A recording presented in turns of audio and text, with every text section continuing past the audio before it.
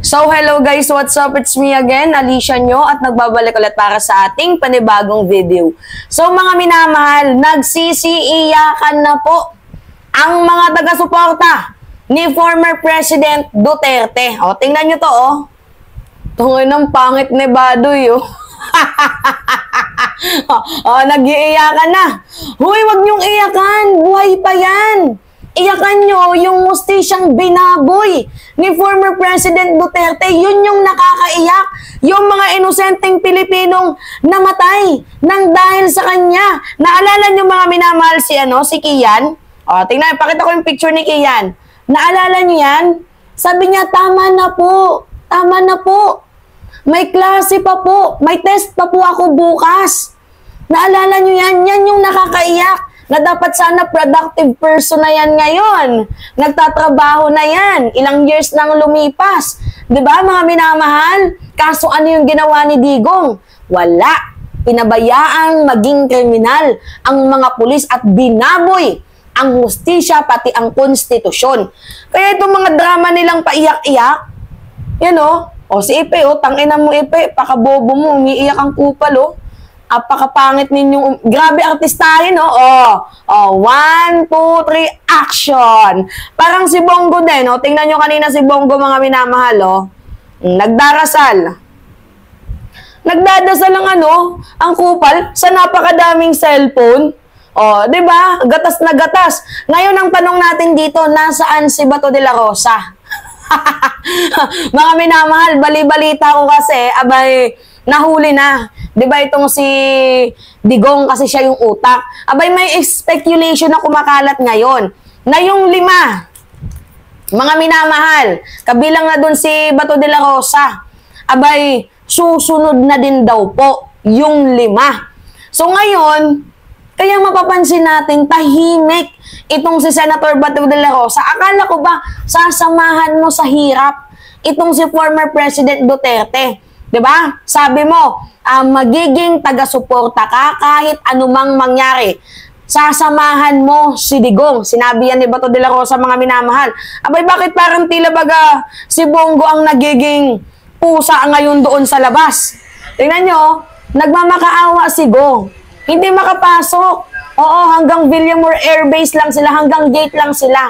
Hindi sila makapasok. At makikita nyo yung galawan ni Bongo, nagiging vlogger na, lahat, sunod-sunod yung live stream nyo, matindi si Go, sunod-sunod yung live stream nyo, sunod-sunod yung pagpapa-interview sa kanya. At sa mga hindi nakakaalam, mga minamahal, anytime soon, ay dadalhin na po, may na-receive tayong information.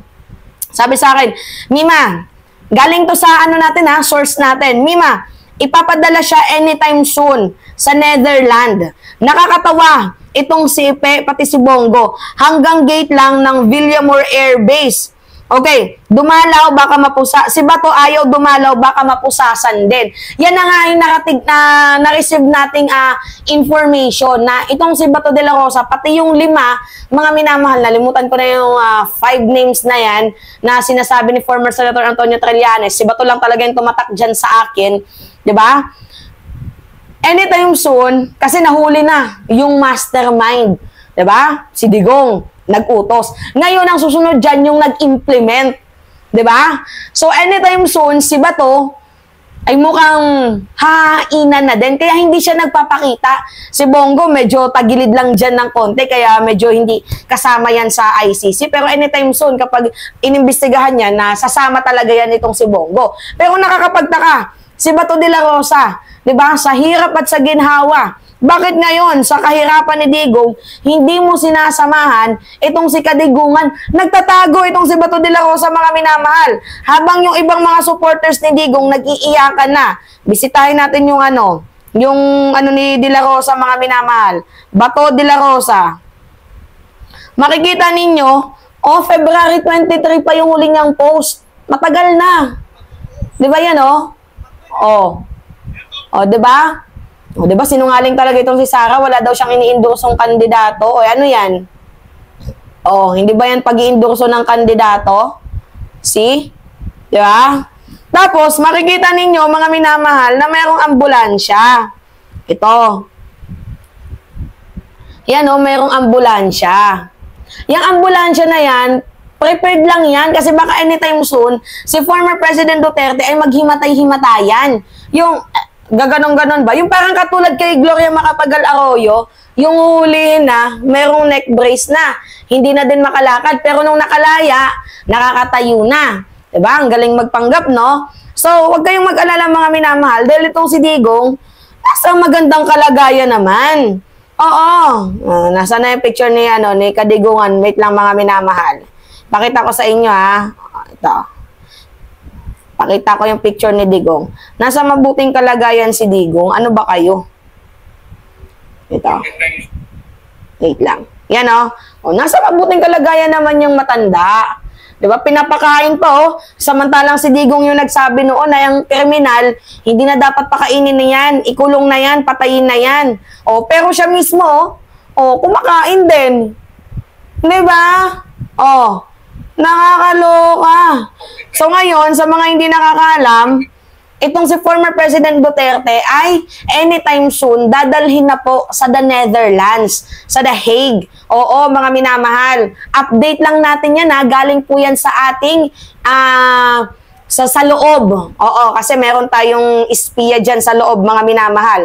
Na itong si former President Duterte, anytime soon ay dadalhin na po doon sa Netherlands. At didetain pa lang naman po, mga minamahal. Yan lang yung na-receive nating information. I-detain lang muna itong si Kadigungan. Pero sa mga hindi nakakalam, kasi pinagtatawanan nila tayo, ito, statement. Diba? Ang sabi nila, ano lang daw yan, inciting to sedition daw lang yung warrant na yan. At saka galing daw yan sa ICC, bakit daw hinuli? Galing naman daw sa ICC. Yan official na statement ng Malacanang.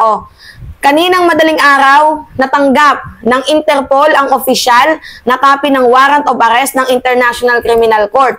So matagal na talagang merong warrant of arrest. Kagaya nga sa balita, 2 weeks ago, sabi ng Rappler. So they are planning to arrest former President Duterte. Kaso, ang nangyari nga po mga minamahal, biglang nakarating sa kanila yung intel. Kaya lumipad agad itong si Digong. Ngayon, nung lumipad itong si Digong, I think humingi yan ng tulong doon kay Xi Jinping. And baka later on, marinig natin yung China ay magsalita na din patungkol dito sa issue na yan. Illegal detention, no warrant. Ito, may nag-message na naman sa akin, Mima, illegal detention daw. Hindi na illegal detention. Anong no warrant? May warrant Sinasabi nila, bakit daw binasaan ni General Torre ng sa cellphone lang? Digital na po ngayon. Digital na. Sabi ko nga sa inyo, 2 weeks ago pa, they are planning to arrest former President Duterte. Ang nangyari nga po talaga mga minamahal, na nakarating sa kanilang intel, kaya itong si Digong lumipad na. So bago pa siya hulihin, humingi na siya ng tulong ata doon kay Xi Jinping. Ngayon, napilitan na lang umuwi itong si Digong kasi gusto niyang ipamuka sa mga Pilipino na matapang siya. Now na nahuli siya, kinu-question niya, mga minamahal, ano daw ba ang kanyang ginawang kasalanan? Nagtataka pa itong si Digong kung ano yung kanyang ginawang kasalanan. Malinaw naman, paglabag sa human rights violation. Diba? Okay.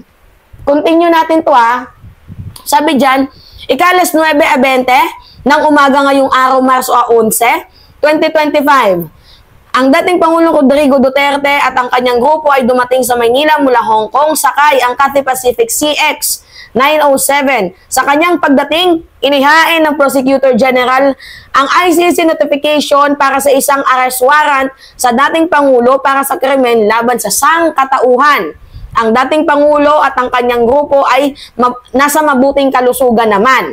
So walang dapat ipangamba ang mga DDS dahil nasa mabuting kalusugan naman itong si Kadigungan. At sinusuri ng mga doktor ng gobyerno, sinisigurado na siya ay nasa maayos na kalagayan. Ang mga opisyal ng PNP na nagpatupad ng warrant ay tinitiyak na may suot na body camera for transparency na din and accountability syempre. Sa ngayon, nasa kustodiya na siya ng kinaukulan. Nandun siya sa Villamor Air Base, mga minamahal, itong si former President Duterte. At napapalibutan siya, mga minamahal, ng napakadaming security personnel. Para masabi nyo na iniingatan pa din itong Kadigungan kahit siya ay isang kriminal na. O, tingnan nyo, madaming pulis ang nakaharang doon. Kasi makukulit itong si Lago eh. Yan o. Diba? So, antabay lang tayo mga minamahal sa susunod na sa susunod na update. Alright, yun po. It's me again, Alicia nyo. At nagbabalik ulit para sa ating panibagong video.